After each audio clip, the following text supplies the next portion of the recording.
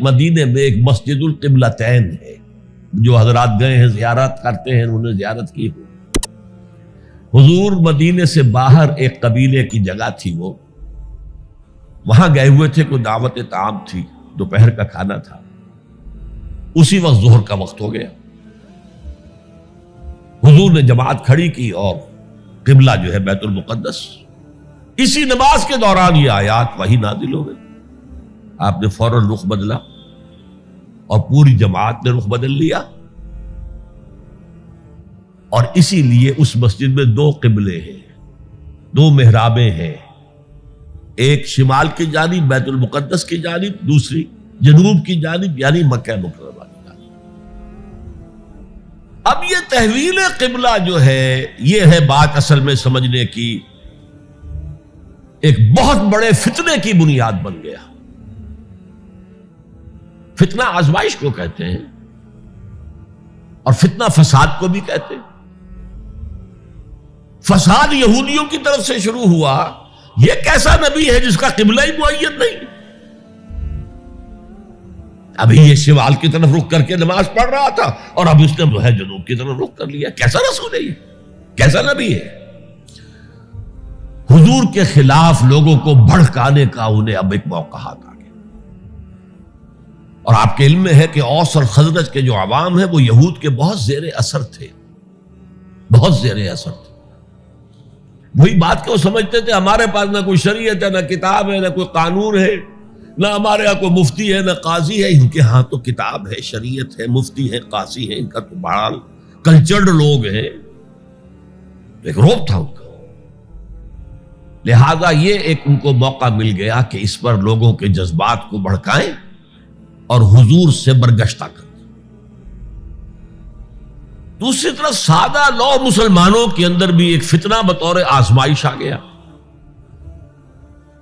کہ اگر اصل قبلہ یہ تھا تو یہ 16 مہینے کی نمازیں تو ہماری اکارت گئی، غلط رخ پر پڑی ہم نے، اور نماز تو دین کا اصل ستون ہے، اور یہ نمازیں ہماری ضائع ہو گئی۔ یہ ان کے دلوں میں ایک وسوسہ پیدا ہوا۔ اس پہلو سے اس مسئلے پر بڑی مفصل گفتگو قرآن میں ہوئی ہے، میرے اور آپ کے لیے، بلکہ مجھے اعتراف ہے کہ میں یہ سوچتا رہا اتنی مفصل گفتگو بار بار فَوَلُّوا وُجُوهَكُمْ شَطْرَ الْمَسْجِدِ الْحَرَامِ وَوَلُّوا وُجُوهَكُمْ شَطْرَهُ، یہ بار بار پورے 2 رکوع قرآن مجید میں، سورہ بقرہ کا 17واں رکوع، 18واں رکوع اسی پر، اس لیے کہ ہم اس سینسٹیونیس کا اندازہ نہیں کر سکتے کہ جو اس وقت پیدا ہو گئی تھی اس پر، تحویل قبلہ پر یہ معمولی نہیں بات تھی۔ یہود نے سمجھ لیا تھا کہ اب معلوم ہوا یہ ایک نئی امت کا آغاز ہے، اس کا مرکز اب نیا بن گیا ہے۔ اب تک وہ سوچ رہے تھے کہ ہمارے ہی، چنانچہ ایک اور واقعہ ہوا تھا کہ یہ عاشورہ کا روزہ رکھتے تھے یہودی۔ حضور نے پوچھا کیوں رکھتے ہو 10ویں محرم کا روزہ؟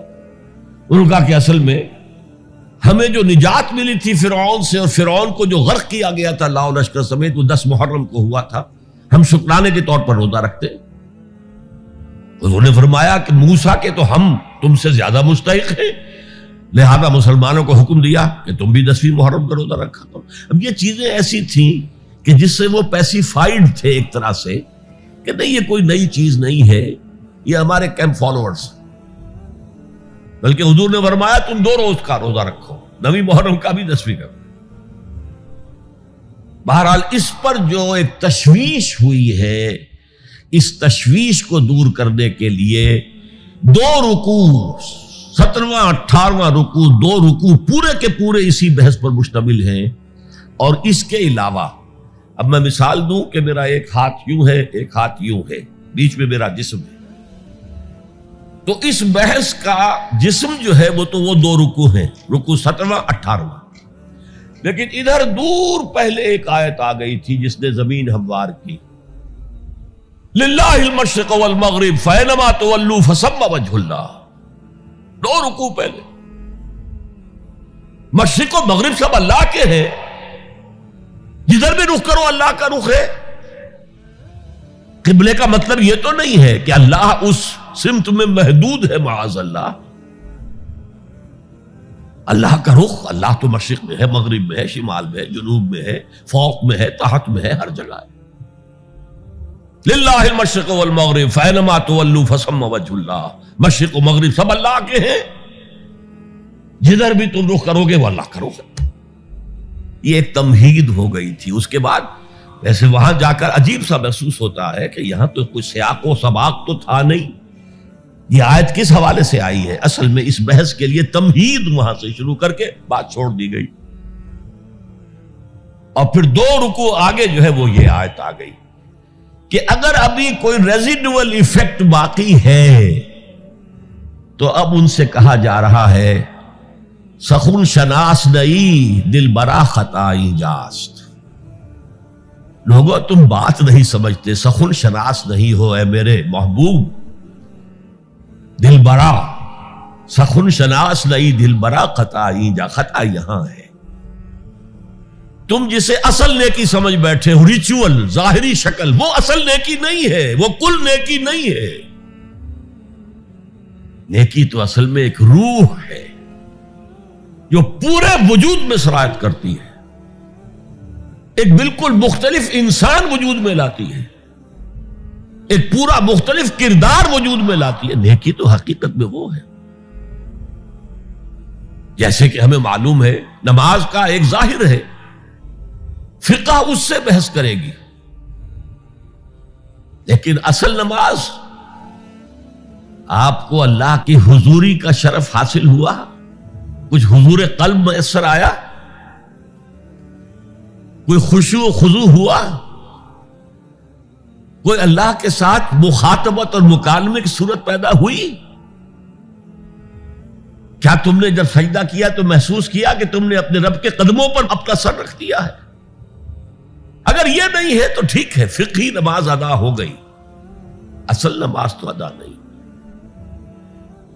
نماز کی روح تو تم نے نہیں پائی.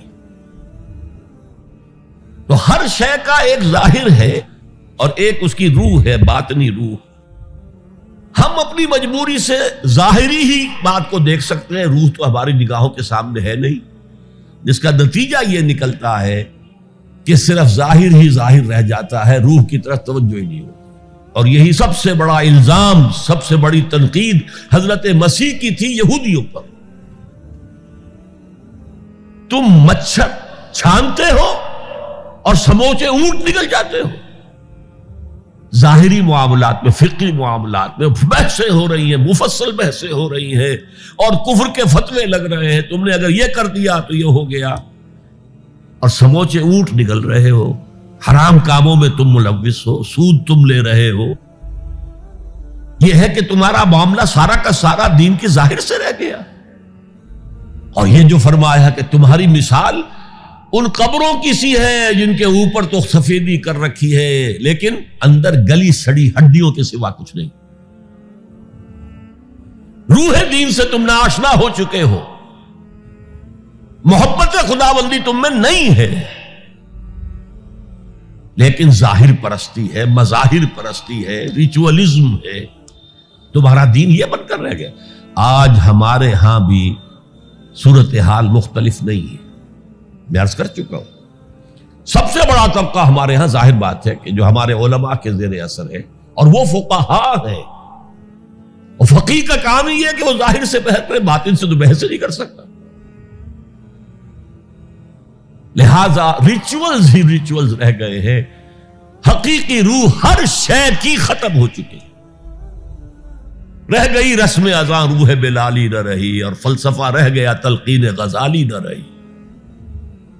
نماز و روزہ و قربانی و حج یہ سب باقی ہیں، تو باقی نہیں.